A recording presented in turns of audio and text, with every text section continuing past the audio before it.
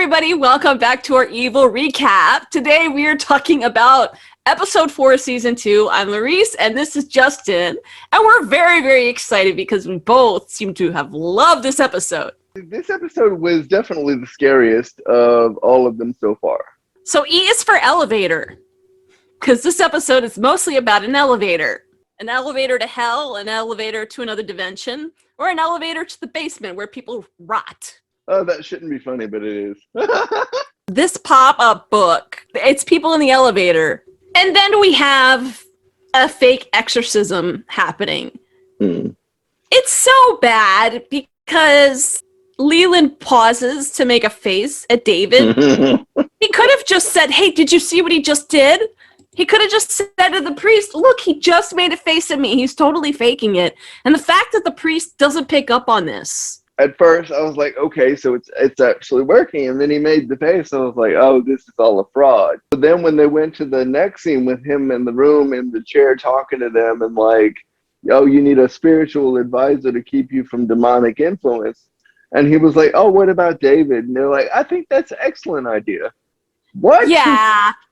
I knew when the minute he said, well, you need someone, I'm like, it's going to be David. Of course it's David. Kristen and Ben are trying to text David. So Ben and Kristen are having a conversation with this husband and wife. Their son Wyatt is missing, has been missing, presumed dead. Yeah, I thought that the whole jumping to the whole possession thing with the kid and the whole, oh, he didn't run away, he was in the occult because of that symbol on his floor. I thought that was really stupid because it could have just been a kid that was experimenting. Yeah, and some people just like the symbol. And that's like the Wiccan type symbol, right? It doesn't necessarily mean that it's evil. Yeah. They said he went out to the grocery store on September 14th at 4:33. I don't know what those numbers mean, but September 14th is right after the 13th. And we'll get into that later on because we realized the 13th. Yeah, we'll get into that later on. But I was wondering if there was something. I was wondering if that was on purpose, if the 14th was intentional. Ironically, now this is a little tidbit of information. My birthday is September 13th, and I was born on Friday the 13th. Don't play the elevator game. No, but when they say, oh, 13 is not on the floor because they're superstitious, I'm like, hey, come on, I'm a Friday 13th, baby. Are you telling me I'm bad luck? What are you trying to say? I'm not sure if you noticed, but Kristen has total brain fart in the middle of this whole discussion. And Ben is like, what? And all she kept saying was like, and Ben is like, are you going to say it? He's like, I think she's afraid she might be possessed. I think she might be exposed. Yeah. If she says demonic, she'll be like, demonic! Like she says it. So under the rug, he had this pentagram. When Kristen is at her house and she watches, that elevator video, it says that if you believe you're haunted by something, paint that symbol on your floor. You had mentioned earlier the parents assumed that he could have been involved in the occult. And they were very defensive about it. He carved something into his desk. Yeah. L game. They didn't know what it meant, but Kristen just did a Google search. And then the girls come in. Now, this is an actual real game. And I sent Justin the article that it was actually a Yahoo Lifestyle. I don't know why. It was a real Yahoo Lifestyle article about the actual creepypasta that it's based on. This elevator game is an actual game that people play. Well, I take elevators more than anyone else, and I'm never doing that game. Well, I mentioned I wanted to try to do it and stream it. I told you, if I went and pushed a bunch of buttons in an elevator in New York, I'd be arrested. They'd call the cops and be like, she's suspicious. But there's a whole tutorial video that the girls show Kristen. You know what's cool, though? That video actually exists. I found it on a Japanese website, yeah. But they don't specify that you're supposed to do this alone, because when I looked this up, you're supposed to do this alone. You're not supposed to bring other people. So that's probably why it didn't work with the girl. That's what I was thinking too. And then you end up in the nether region. What? What? Why did I say that? I don't... You're like, we gotta end up in the net. This is uncomfortable. But there are very specific directions you have to follow, supposedly, to a T. If you mess up anywhere along the way, you're gonna be haunted. From that part, when they said that, I was like, oh shit, I'm gonna have to turn on the lights. All the souls from all the people that died in the building. This particular building that it's based on, Kristen calls Ben and says she's gonna meet him so they can go and check out this building and try and out then this all theory. 4 of the girls are right outside of the, oh my goodness.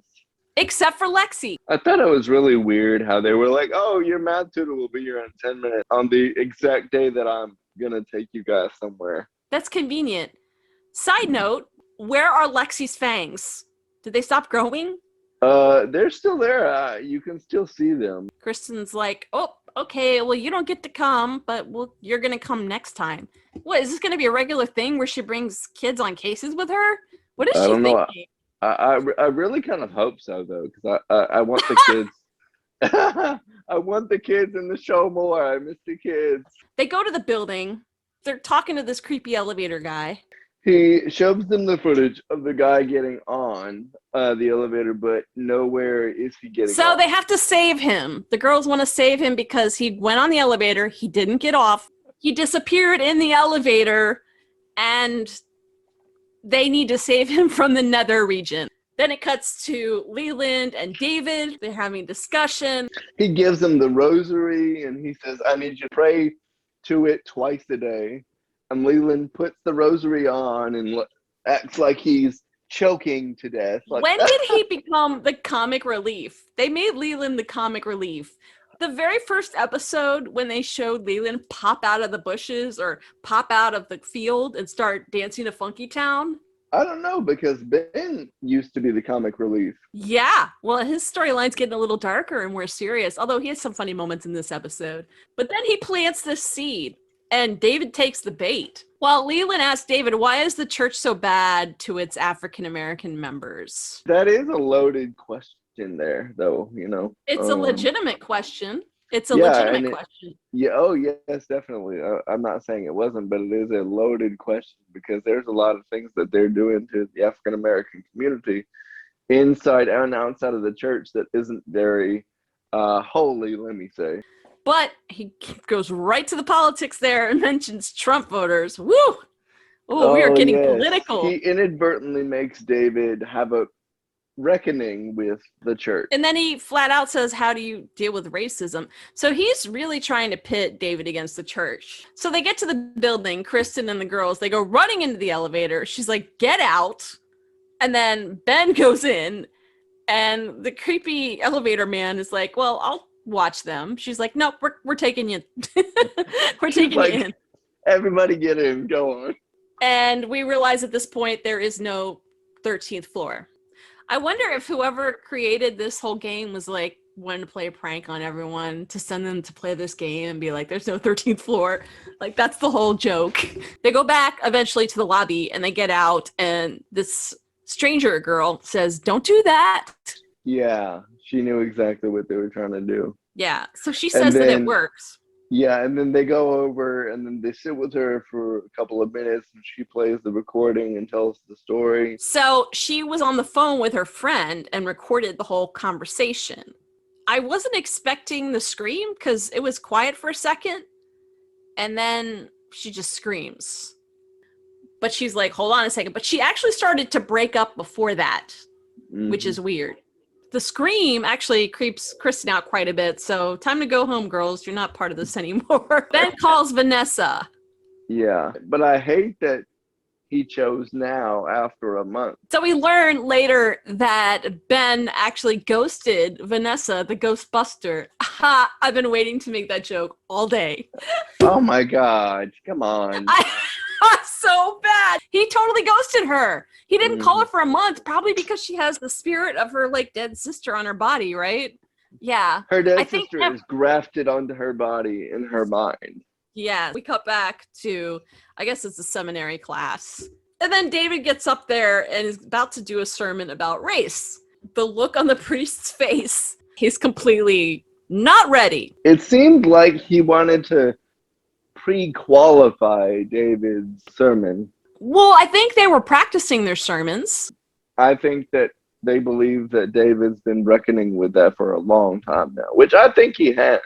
But I think that they knew that if he ever reached the priesthood, he would have to address race in America at some point. Well, he says that he likes that David is trying to bring in today's problems or address today's problems. David brings up a good point. It shouldn't be controversial. Either way, the priest is not ready to have this conversation. He doesn't know if the church is ready to have this conversation, the congregation. And that's when we first noticed there is another Black priest in training that's in this group. This gentleman, Kevin, is basically saying they're not going to let David deliver this sermon. So I didn't like him because, you know, he joins the Catholic Church and he was saying about why the Catholic Church is bad and how terrible it treats its Black members. So my question is, why are you there? Kevin tells David, you're being groomed to be a figurehead.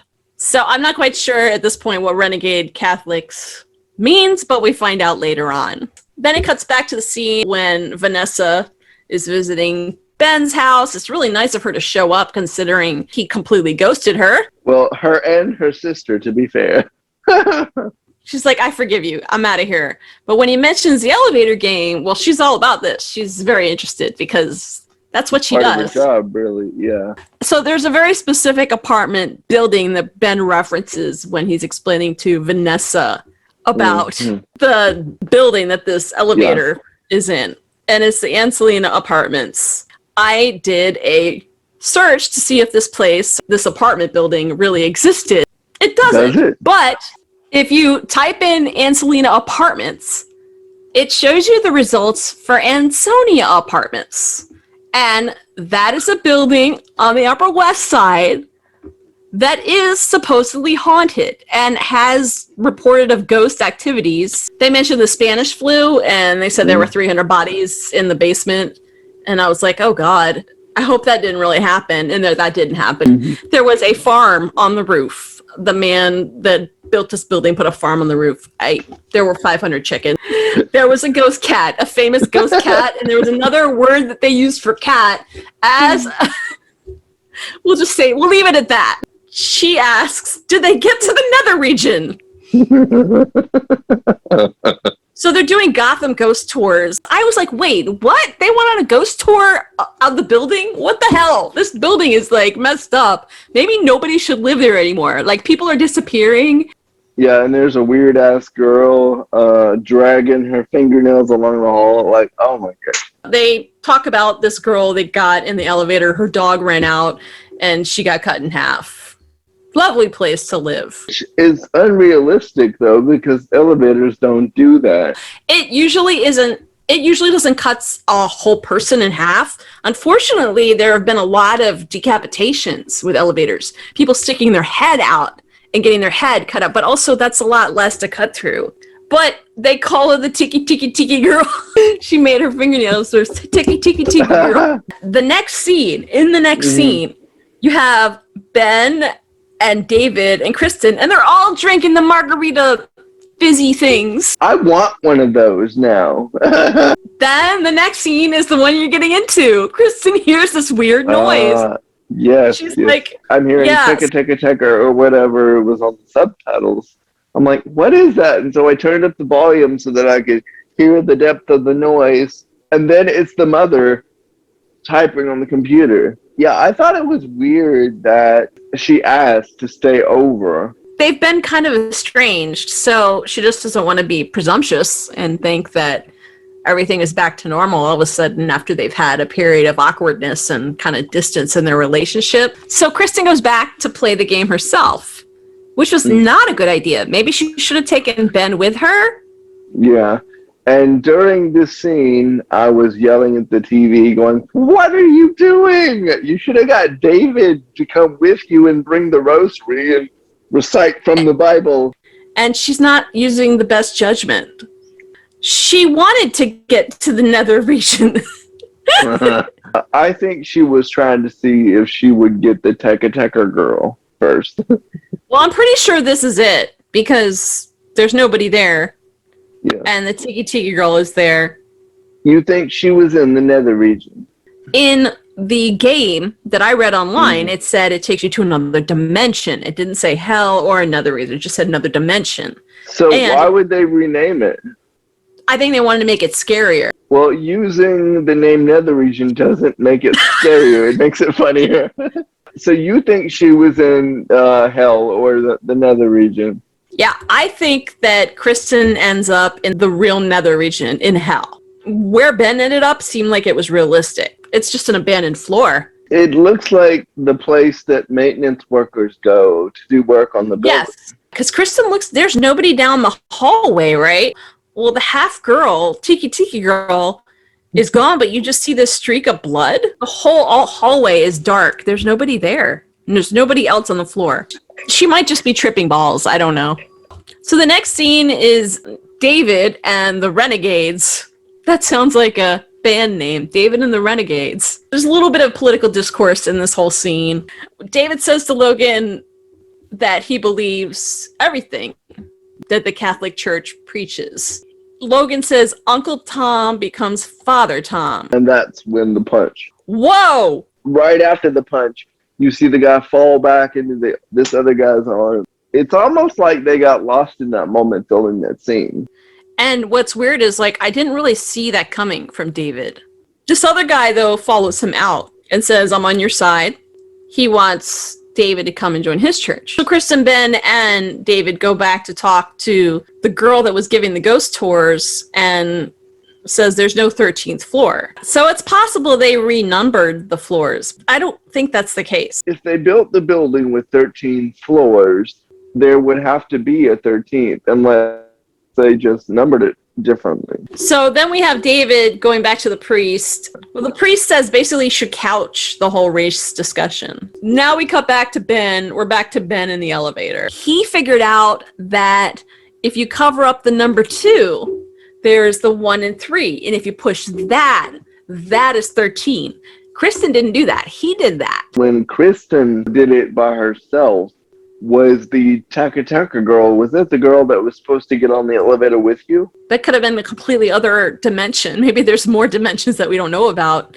Or the original dimension is all a hoax. And Kristen just ended up in another place that was weird. Ben presses the 1 and the 3 and it moves. He loses electricity and he gets out and he finds their bodies and there's insects crawling on them and the elevator's like, bye.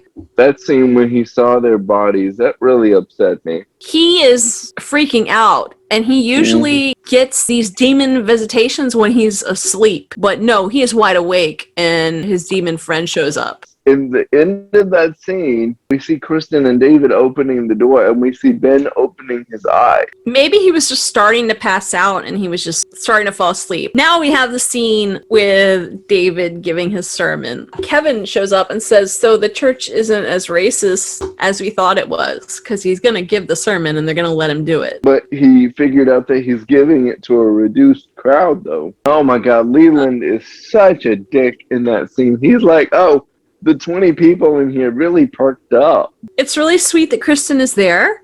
Very nice and supportive. I feel like, aw. So basically, Ben is like, I'm going to die, like Wyatt and Felicia. What's funny is when the demon shows up, he's like, well, that's all I needed. You know, just put me out of my misery. He's totally breaking down at the end. It's so sad. He goes running back into the elevator. And he's like, keep the elevator doors open. Well, yeah, he doesn't need both of them coming back down there and dying with all of them. The demon is in the elevator. Which makes me think she's real. It's unclear whether she's real or not. Because he could have been imagining the whole thing. He could have potentially passed out that last minute. Just for that last minute. I love how, you know, when they got him in the elevator and he like fell a little bit and she was holding his face. I was like, oh, that's so sweet. Well, they're not used to seeing him like that. The elevator closes and then the credits come up. Wrapping up this video, before we wrap up, we learned that it's already been picked up. We learned that Evil is been picked up for a 3rd season. So we're going to see more. I'm really excited about that, yeah. I wish they would give us more episodes instead of this week-to-week stuff. And this rumor that several media outlets have put out, there's going to be a break at the end of July. That is not true. That It's is not not true. true. It's not true. I tweeted the accounts and they didn't answer me. I was like, what? Why don't you answer me on this? I was like, can you confirm? No, they don't answer me at all. Because the same accounts that tweeted that same article are the same accounts that said that Star Trek Discovery was canceled. Why Yeah, don't they confirm their sources before they go publishing that stuff? Because because people are going to take off. They're going to be like, oh, well, it's not coming on. What? You don't do that in the yeah, streaming show. I Doesn't make any called sense. Paramount and I said, I'm hearing a lot of chatter online that you guys are like suspending the airing of Evil for more than a full month. And they were like, no, what are you crazy? No, this is a streaming show. We're not suspending anything. And they forwarded me on just, the people at CBS. And they were like, no, Uh-huh. we're not delaying anything. Either way, I really enjoyed this episode. It was really scary. Do you have anything else Yes. you want to add to this Uh, episode? I did love the fact that we got to see what was it, the girl that was cut in half? Overall, I enjoyed the episode a lot. I thought it was scary. I thought the story was good. I thought it was well directed. I definitely no milk toast this episode. No milk toast or milk dud. I was so glad about that because I was really scared that they would like drop the quality or whatever after one episode. You know how some Yeah. series are. It's a downward spiral, yeah. Yeah. No, this was good. This was a great Yeah. episode. And we'll see you guys next week.